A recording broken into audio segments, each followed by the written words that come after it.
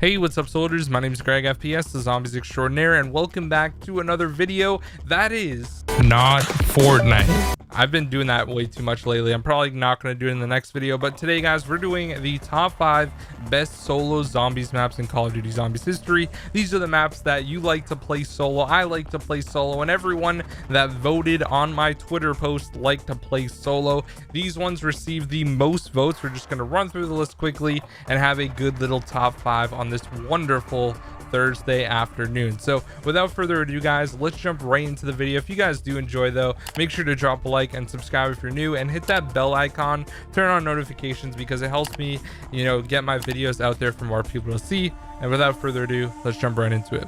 Coming in at the number 5 spot is going to be Revelations. Now the reason that I chose a Black Ops 3 map, and this is actually the only one on the list, is because I feel like Revelations is just one of those maps that you can jump on and go for high rounds with literally no problem. There's a few different places you can go, but the most common one is going to be Verrucht, right next to the electric trap. And the great thing about that spot is you can have the Apothecon Servant upgraded, you can also have a pack-punch thunder gun called the Zeus Cannon, and then you can have a third weapon. And the real only issue that you have to deal with during those rounds is the Margwas and the Panzers. Other than that, you can go for high rounds, extremely high rounds, and with relative ease. There's really not much you have to do besides just shoot your weapon over and over and over again, and you'll be perfectly fine. So I decided to put this one on the list just because of how easy it is. Now if you want to do the Easter egg, you can, and it still is relatively easy solo, but for me, I usually like to play this one like when I'm playing solo. I like to do the training spot on the other side of spawn,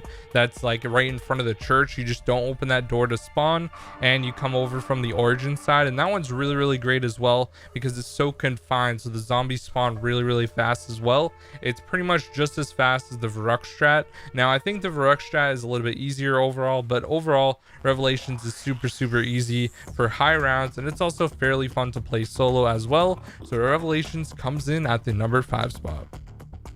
Coming in at the number 4 spot is going to be the first map that introduced a solo Easter egg, and that is Call of the Dead.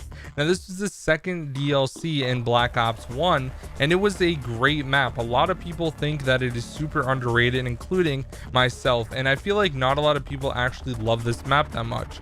I feel like it's kind of one of those maps that gets forgotten all the time, but overall it's really good. You have George Romero, you have all 4 of the movie actors who are from famous horror films or flicks, and they all play a pretty important part in the zombie storyline, because you do have to end up getting the golden rod and giving it to Richtofen so he can complete his grand scheme on Moon. So this is definitely one of my favorite Easter eggs to do, because when you play solo, it's super easy. There's only like 3 or 4 steps, and you can get it done extremely fast. Now it's also a pretty good Easter egg when you play with people, but there are more steps added in, which make it a little bit boring.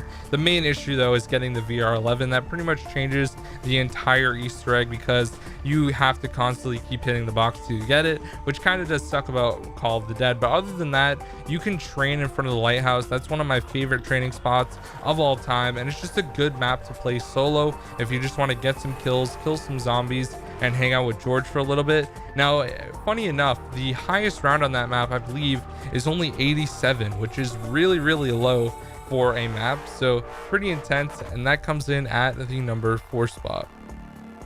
Coming in at the number 3 spot is going to be Kino der Toten. Now this one is really easy to play solo, because all you really need to do is worry about getting kills and killing dogs, and that's pretty much it. Now you can pack punch your gun obviously by turning on the teleporter and teleporting up to the projector room where you can pack a punch, and then once you have like a really good setup, you can go outside and train in the alley. That is one of the fastest spawns right on the other side of the gate that leads up to the room with all the props, and that is a really good spot as well. So I would say that Kino is just one of those maps that not a lot of people like to play solo. This is definitely one of the maps that a lot of people play co-op, but it actually is really fun solo if you can start going for high rounds. I believe the high round record on this map is 227 or 217, one of those, and that's really impressive. A lot of people like to use the fire trap, and that's always a really good option. The door that leads out to the alley right in front of where double tap is. That room right there with the fire trap is awesome, but a lot of people like to train outside in the alley, and it's definitely one of the better spots, especially in Black Ops 3 when you have the double pack abilities. Having dead wire on a gun that you can just buy off the wall repeatedly is definitely a really good option. So Kino der Toten comes in at the number 3 spot. Coming in at the number 2 spot is probably the best solo map in my opinion. This one didn't get as many votes as the first one, but this is going to be Knocked. Knocked was the first map in Call of Duty Zombies. It's extremely simple, but once you start adding in multiple players, it starts getting a little more interesting. It gets a little bit more difficult overall. So it's definitely a lot of fun just to play solo, because you can train in the main starting room if you want. Once you get a good gun, you can keep the help door closed if you want to train there, or you can train upstairs or downstairs in the room with the Thompson.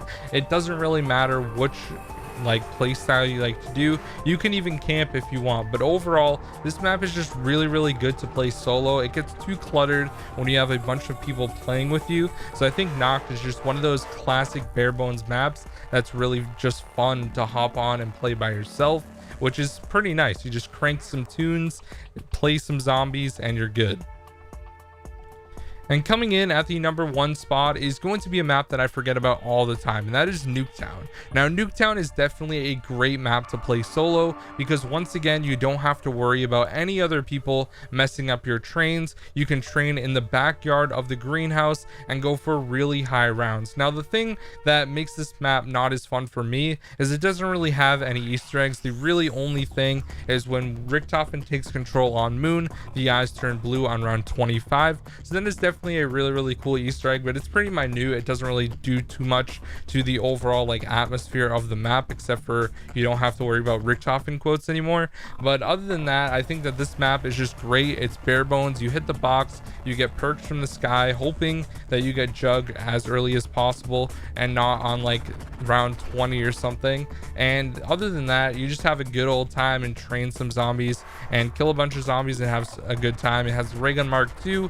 You have the ray gun as well, which is the preferred weapon, believe it or not, for all the people that have gone for high rounds. I believe the record's in the 90s, which is pretty insane because the spawns are so slow on that map, but it's just a great overall map to play solo. So anyways guys, that is going to be the top 5 best solo maps in Call of Duty Zombies history. If you guys disagree, make sure to let me know why down below. Now, there are some other maps that I would consider solo maps like Ascension, but at the same time, you can't do the Easter egg unless you have 4 people. And other than that, I think like other maps that are good solo, a lot of people would say Origins, but Origins has 4 different staffs. You have to build all 4 of them. So I would consider that more of a co-op map. And the same thing with Horizon Drac, having the 4 different bows. Although you only need to build 1, I would still consider it a co-op map. So anyways guys, thank you so much for watching. Have an amazing day, and I'll see you guys in the next video.